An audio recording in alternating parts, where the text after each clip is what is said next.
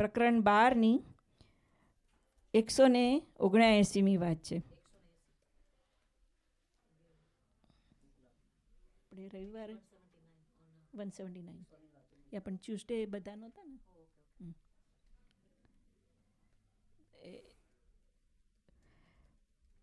Chapter 12 179.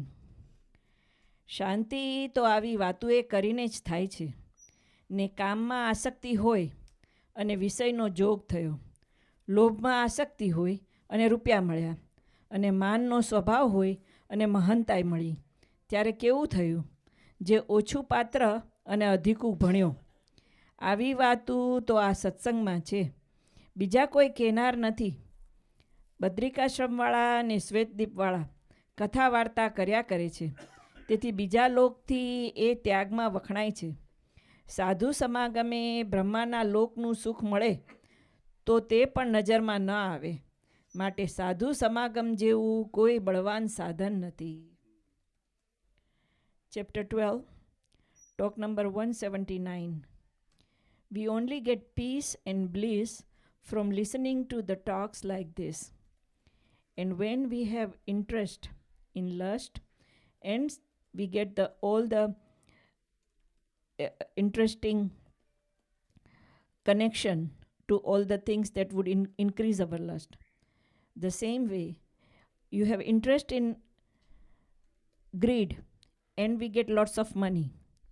And we have interest, our style is of having ego, and we get the power of Mahantai.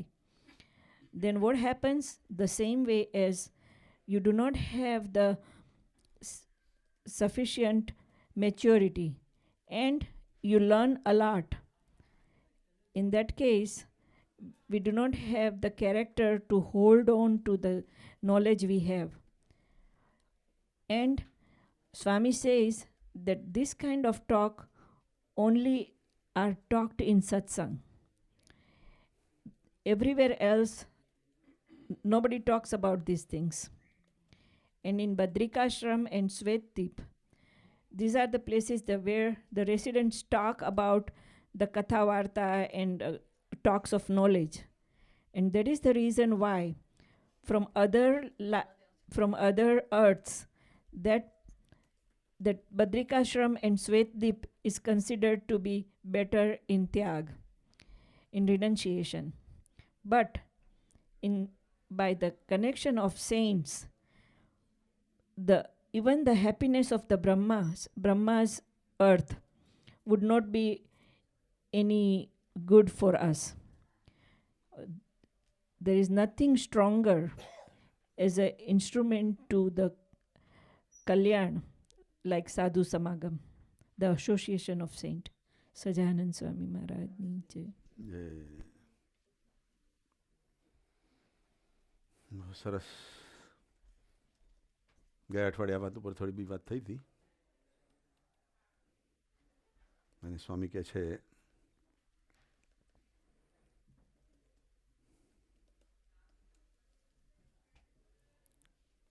કે સાધુના સંગ અને સત્સંગ વગર કોઈ બીજો માલ છે નહીં.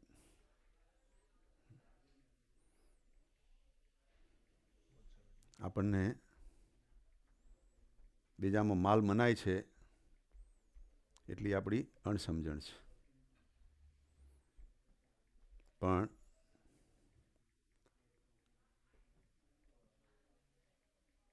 પાત્રતા જોઈએ.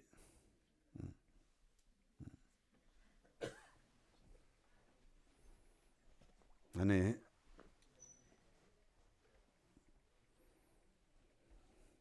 સ્વામી કહે છે કે શાંતિ તો આવી વાતો કરીને જ થાય છે. આખી દુનિયા શાંતિ ખોરવા માટે દોડાદોડ કરે છે. કોઈ વેકેશનમાં પ્લાન કરે, કોઈ રિટાયરમેન્ટનો પ્લાન કરે, કોઈ છેલ્લે એનું કોફન કેવું બનાવવાનું એનો પ્લાન કરે. એલેક્ઝાન્ડર ધી ગ્રેટ હતો, એણે એ પ્લાન કરેલો કે મારા કોફનની અંદર મારા 2 હાથ બહાર નીકળે એવું રાખજો.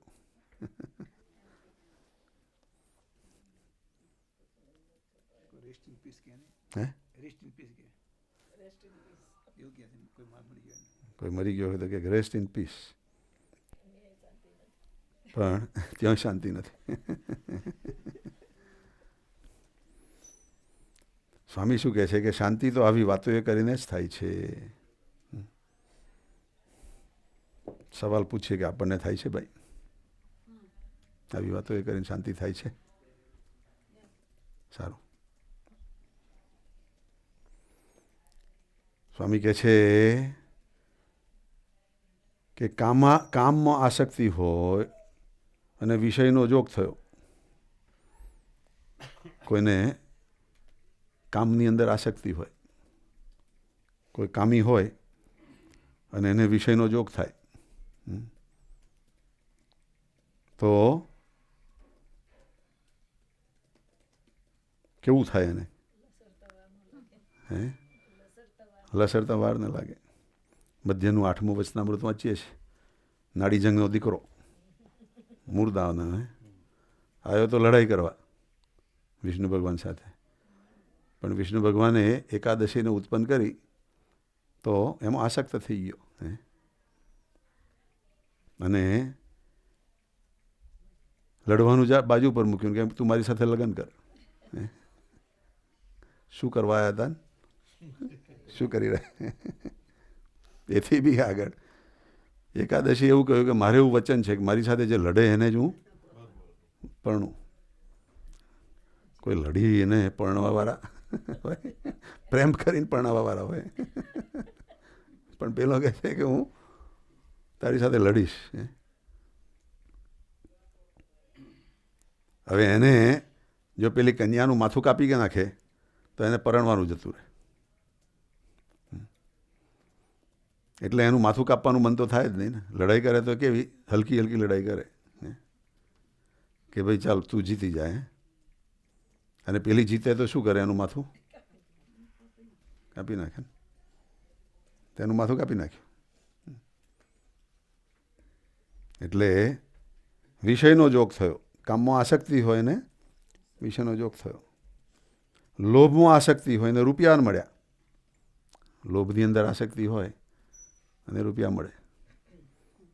ઘણી વખત હું યાદ કરું છું કે હરિપ્રસાદ સ્વામીજી જ્યારે 1987માં સેકન્ડ ટ્રીપમાં આવ્યા ત્યારે ન્યૂ જર્સીમાં પેલા રાણા સાહેબ મળેલા. કેટલી જોબ કરતા હે? મને 3ની ખ્યાલ હતો. 4 જોબ કરતા એમ? 3 જોબ ને ન્યૂઝપેપર.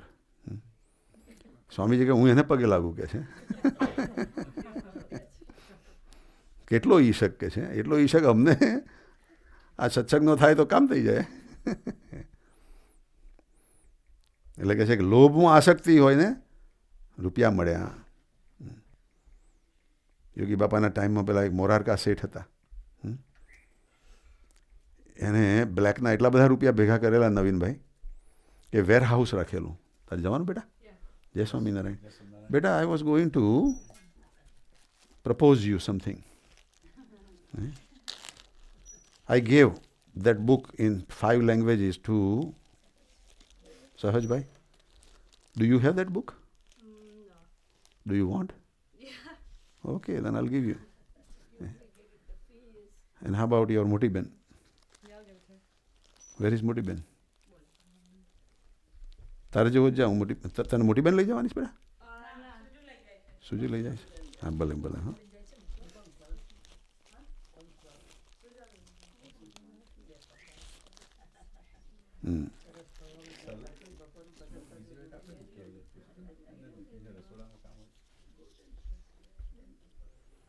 મોરારકા જે શેઠ હતા એને રૂપિયાની 100 રૂપિયાની નોટોના બંડલનું વેર હાઉસ, અને રાત્રે 2 વાગે ઉઠે કે છે અને ડીડીટીનો ડબ્બો લઈને છાંટે કે પેલી જીવાત ખાઈ ના જાય નોટોને. અરે ભાઈ જીવાત તને ખાઈ જશે, નોટોની વાત જવા દે. પણ લોભ હોય ત્યાં કોઈ એનો છેડો ના આવે. આપણા શાસ્ત્રોની અંદર પણ નંદ રાજા થઈ ગયા એક. નંદ રાજાને એટલો બધો લોભ લાગેલો કે આખી પૃથ્વીનું બધું જ ધન એણે ભેગું કરેલું. પણ એ ધન પાછું ચોર તો લૂંટી જઈ શકે ને. તમે ગમે એટલું ભેગું કરો એનો, પણ ચોર હોય તો એને 4 આંખો હોય, રાઈટ. પણ એની પાસે વરાહ ભગવાનનું એક હાડકું હતું. વરાહ ભગવાને અવતાર લીધેલો ને, એમાં 24 અવતારમાં 3rd ઇન્કાર્નેશન મત્સ્ય, કચ્છ અને વરાહ. એ વરાહ ભગવાનનું હાડકું એવું હતું કે એ હાડકું લઈને તમે દરિયામાં જાઓ ને તો દરિયો રસ્તો કરી આપે, પાણી દિવાલ ઊભી થઈ જાય અને તમને રસ્તો કરી આપે. You can walk in the ocean. Nand રાજા પાસે વરાહ ભગવાનનું હાડકું, એટલે જે કંઈ ધન આવે એ લઈ જઈને ક્યાં સંતાડે? દરિયામાં. પછી એ કોઈ દરિયામાંથી કોઈ કાઢી ના શકે ને, અને છે એક ઊંડું જઈને સંતાડે એનો, નજીકમાં નહીં.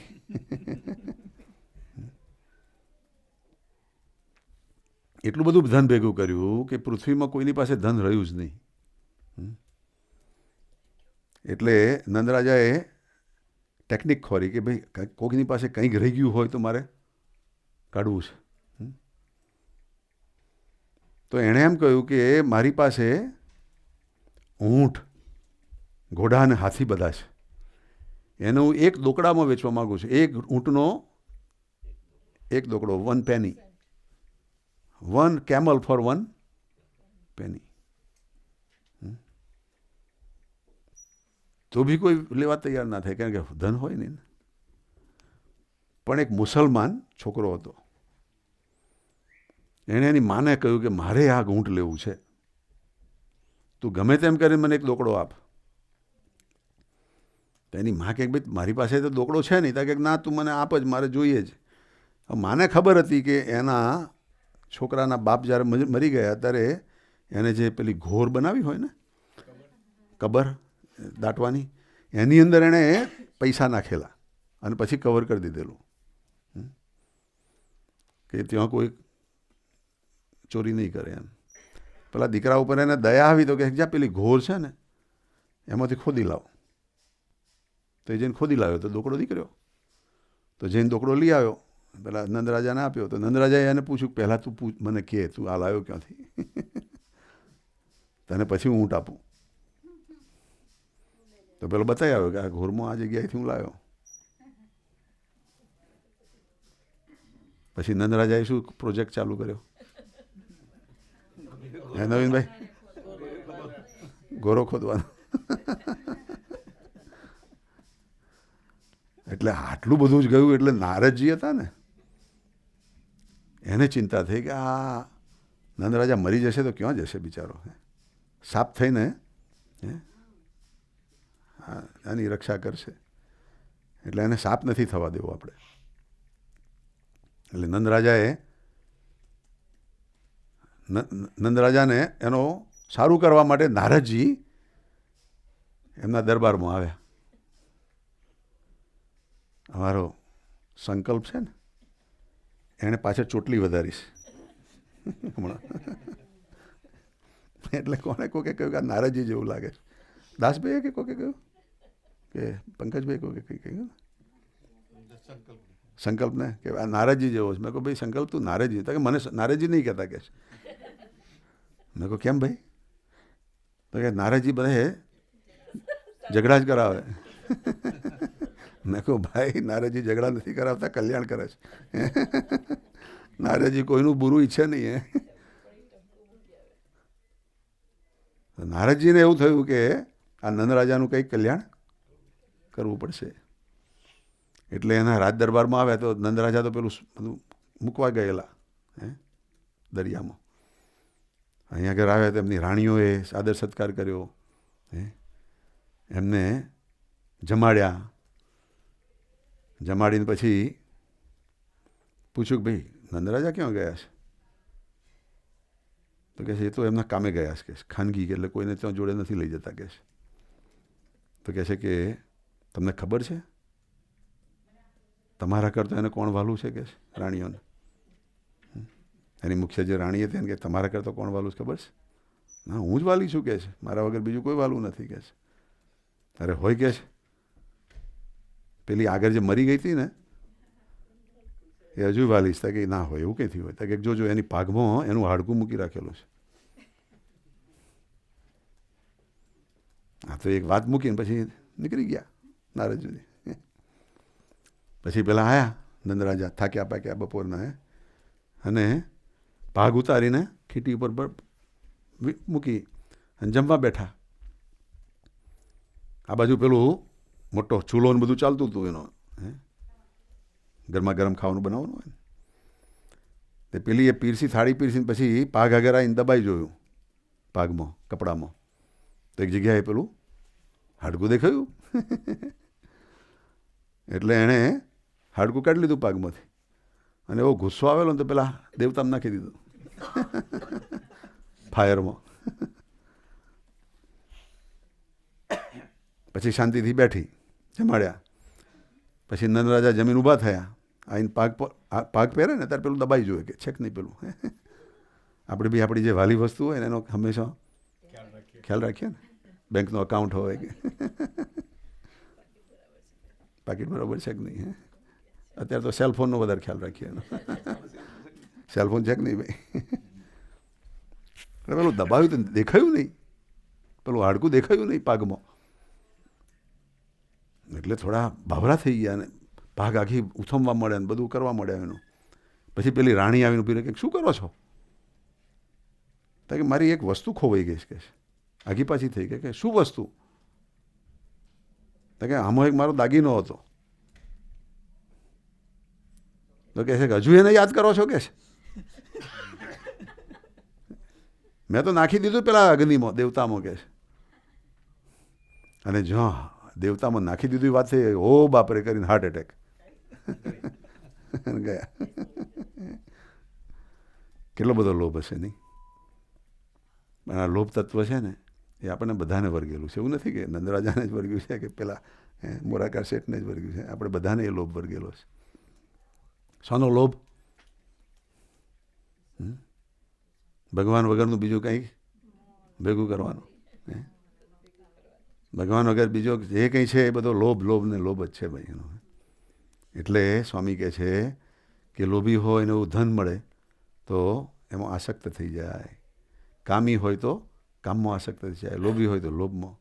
એવા બધા જે શત્રુઓ છે એ આપણા મિત્ર બની જાય અને આપણને દુઃખી કરી નાખે. પણ સ્વામી કહે છે કે 1 2 3 4 બેટા. સ્વામી કહે છે શાંતિ તો આવી વાતો કરીને જ થાય છે. ને કામમાં આસક્તિ હોય ને વિષયનો જોગ થયો, લોભમાં આસક્તિ હોય ને રૂપિયા મળ્યા, અને માનનો સ્વભાવ હોય અને મહાનતાઈ મળી. માની હોય ને પછી મહંત બનાવે એટલે તો ક્યાં ને ક્યાંય જતો રહે. ત્યારે કેવું થયું? જે ઓછું પાત્રને અધિકું ભણ્યો. અખાના છપ્પાની વાત છે. તિલક કરતા 53 ગયો, જપમાળાનો નાકો ઘસ્યો, તોય અખાના આવ્યું બ્રહ્મ જ્ઞાન. એવું બધું અખાના છપ્પા છે. કાલ અમારા મોટા ભાઈ છપ્પા વાંચતા હતા ઘરે, એમને પાસે છે અખાના છપ્પા. એટલે કહે છે કે ઓછું પાત્રને અધિકું ભણ્યો. કેપેસિટી ના હોય અને મોટી ડિગ્રી લઈ લે તો પછી એને મોટો ઓફિસર બનાવે ને પછી માથાકૂટો ચાલુ થઈ જાય. આવી વાતો તો આ સત્સંગમાં છે, બીજા કોઈ કહેનાર નથી. બદ્રિકાશ્રમવાળા અને ક્ષેત્રવાળા કથા વાર્તા કર્યા કરે છે. તેથી બીજા લોકથી એ ત્યાગમાં વખણાય છે. બદ્રિકાશ્રમને ક્ષેત્રદીપમાં ત્યાગની વાતો થાય એટલે બધા કરતાં ત્યાગમાં એ વધારે વખણાય. અને સાધુ સમાગમે બ્રહ્માના લોકનું સુખ મળે તો પણ નજરમાં ના આવે. પણ જો આવા ગુણાતી સાધુનો સંગનો જોગ થાય તો બ્રહ્માનો, તમને બ્રહ્મા બનાવવાનું કે એકલાઓ તમને બ્રહ્મા બનાવીએ તો પણ થવાનું મન ના થાય. તો બ્રહ્માથી નીચેવાળાનું કંઈથી મન થાય? પણ હમણાં તો કંઈક ભાઈ એ જવા દો, જે મળ્યું છે એને જ પકડી રાખીએ, એને નથી જવા દેવું નહીં. એટલે કહે છે કે સાધુ સમાગમે બ્રહ્માના લોકનું સુખ મળે તો પણ તે નજરમાં ન આવે, કારણ કે એને અક્ષરધામનો મહિમા સમજાઈ ગયો છે. માટે સાધુ સમાગમ જેવું કોઈ બળવાન સાધન નથી. સાધુ સમાગમ જેવું કોઈ બળવાન સાધન નથી. પણ જ્યારે આપણે એવા પાત્રતાવાળા થઈએ, એવા કેપેસિટીવાળા થઈએ, ત્યારે એ સમજણમાં આવે. નહીં તો પાછા લેવાઈ જઈએ, કોઈ રેસ્ટિંગ પ્લેસમાં અટકી જવાય.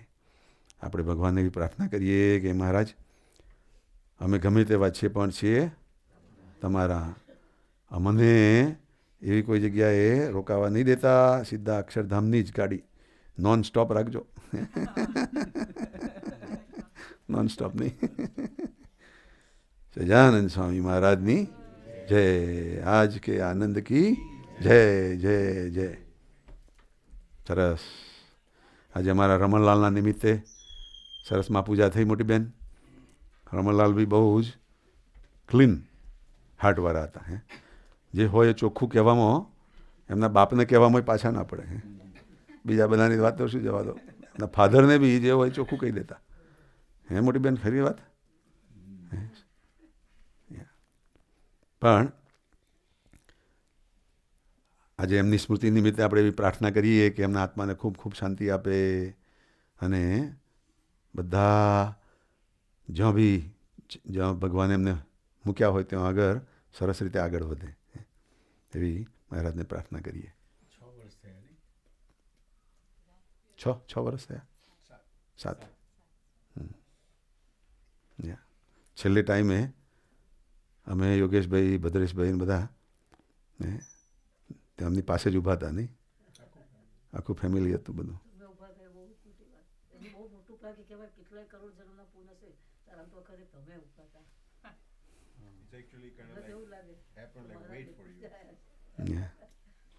અને હું મોટા ભાઈ લઈને આવેલો પાછો, પંકજભાઈ ને બધા.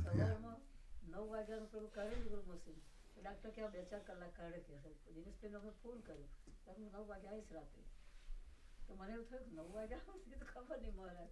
અમે તો ધૂન ને ભજન તો ચાલુ કરી દીધું. પછી 9 વાગ્યા તો પેલું મશીનમાં બધું લો થવા મળ્યું. તો અમને એમ થાય કે આ શું ભાઈ ના આવ્યા શું.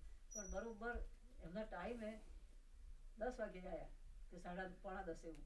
અને આવ્યા સીધા કાયમ આવે ને તો બધા બેઠા હોય તો વાત કરે સીધા તો ખાટલા કરાયા. ખાટલા કરાવી તો અભિષેકનું પાણી તો તે એમને આપ્યું, ચાલો કર્યો અને જે ધૂન ચાલુ કરી બધા આખો સ્ટાફ દવાખાનાનો ભેગો થઈ ગયો હતી ઘડી.